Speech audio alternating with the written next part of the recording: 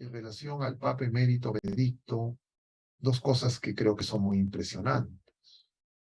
El Papa Benedicto nació en abril de 1927, un jueves santo, y él ha partido dentro de la octava de Navidad, el séptimo día de la octava de Navidad, que es el día en que el Señor descansó, luego de haber creado, por amor, todas las cosas visibles e invisibles, como nos relata el libro del Génesis y toda la Escritura y los Evangelios.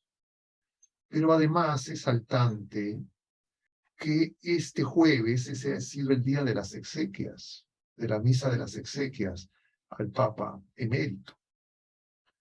Y este día de las exequias es el sexto día de su partida a la casa del Padre. Y el sexto día de la creación es la creación del hombre. Y de alguna manera, esta charla que teníamos, los orígenes del Hijo del Hombre, nosotros mencionábamos que en Cristo se revela justamente el origen de cada uno de nosotros en el amor de Dios. Porque por amor hemos venido a la existencia en la vida natural, por el amor de nuestros padres, que es la manifestación del amor de Dios, y por amor de Dios hemos venido a la vida sobrenatural. Entonces vemos que la vida natural de este hombre, Benedicto XVI, Joseph Ratzinger, que es una vida, diríamos, extensa en términos humanos, porque él ha fallecido a los 95 años. Ha nacido en 1927, luego de la Primera Guerra Mundial, en Alemania, donde fue uno de los epicentros donde se desató, diríamos, todo ese deseo, entre comillas, humano de justicia que justificó justamente, valga la redundancia, la violencia del odio y de la guerra.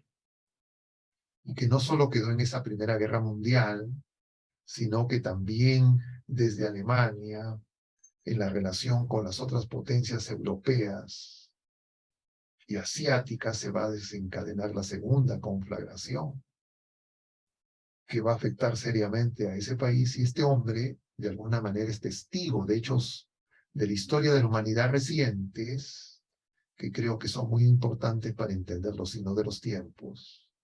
Pero no es cualquier hombre. Un clérigo que llega a ser obispo, una persona estudiosa, un teólogo reconocido, profesor universitario, participante como asesor en el Concilio Vaticano II, nombrado cardenal, hecho cardenal por el Papa San Pablo VI y colaborador cercano del Papa San Juan Pablo II desde su cargo como prefecto de la doctrina de la fe, que ejerció por más de 20 años. Y además, a la muerte del Papa San Juan Pablo, en el cónclave es elegido Papa y él toma el nombre de Benedicto XVI. Y en el pontificado estuvo 8 años. Y luego 10 años bajo la figura de Papa Emérito. Y entonces es una persona que es un testigo de la fe en momentos de la historia muy importantes para entender los acontecimientos recientes y en especial para entender a la Iglesia y la fe en estos tiempos tan convulsionados. Y entonces se nos presenta este regalo y en este signo, en este hombre, para ver cómo es que somos enviados. Y como dice el Señor, somos enviados como ovejas en medio de lobos.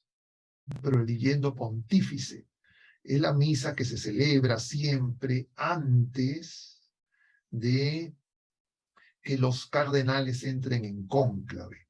Esa misa que se celebró el lunes 18 de abril del 2005 tuvo una participación, fue presidida por el Papa Emérito, y en esa misa pronunció una homilía, pero antes veamos Mateo capítulo 10, versículos 16, 17 y 18.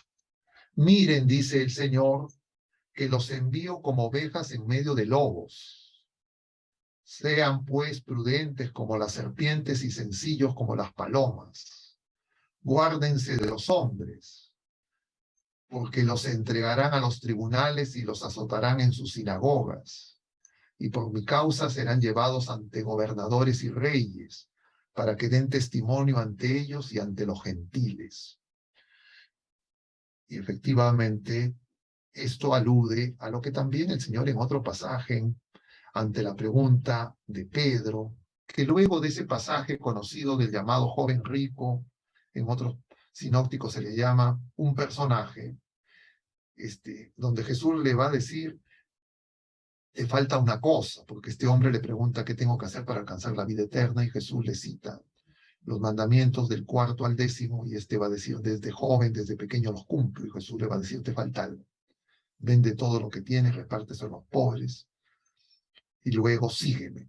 Y dice que este hombre se alejó, triste, porque tenía muchas riquezas, y eso escandaliza a los discípulos que lo escuchaban. Y Pedro le va a preguntar a Jesús, ¿a nosotros qué nos va a tocar? Y Jesús le va a decir al que deje casa, padre, madre, hermanos, hermanas, les va a tocar 100 por 1 con persecución. Y entonces la persecución es parte de la vida de la iglesia. Y entonces, lo que se nos quiere significar en esto de ovejas en medio de lobos es justamente esa dificultad que tenemos las criaturas humanas en esta peregrinación como parte de la iglesia, que al estar heridos por el pecado, de alguna manera no sabemos amar como el Señor nos ama. Y consecuencia de ese egoísmo, de esa soberbia, de ese amor a nosotros mismos, nos convertimos no en ovejas, sino muchas veces en lobos. Hobbes, un filósofo inglés, que escribe un libro que se llama Leviatán, va a pronunciar una frase también muy conocida. El hombre es lobo del hombre. Y en consecuencia el hombre necesita frenos.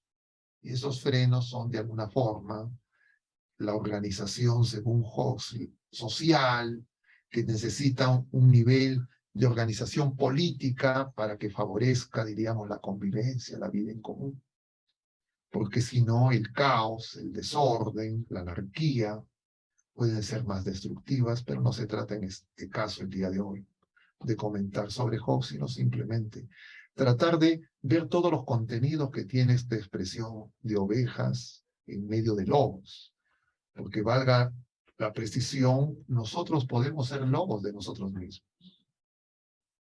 Cuando justamente en crecer en la vida nueva como hijos de Dios y en vivir en la libertad de los hijos de Dios nos hacemos esclavos del pecado y en consecuencia incapaces de crecer en el amor y cumplir el mandamiento nuevo de amar como el Señor nos ama.